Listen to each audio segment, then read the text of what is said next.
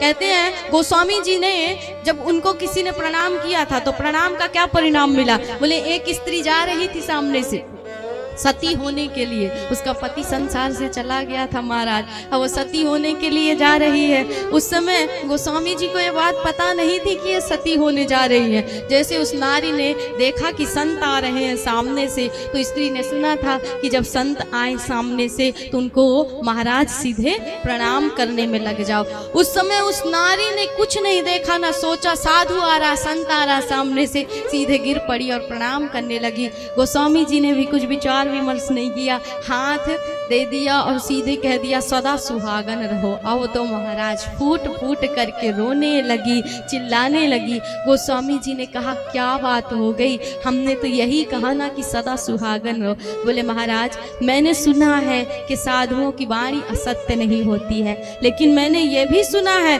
कि विधि का विधान भी नहीं टाला जा सकता।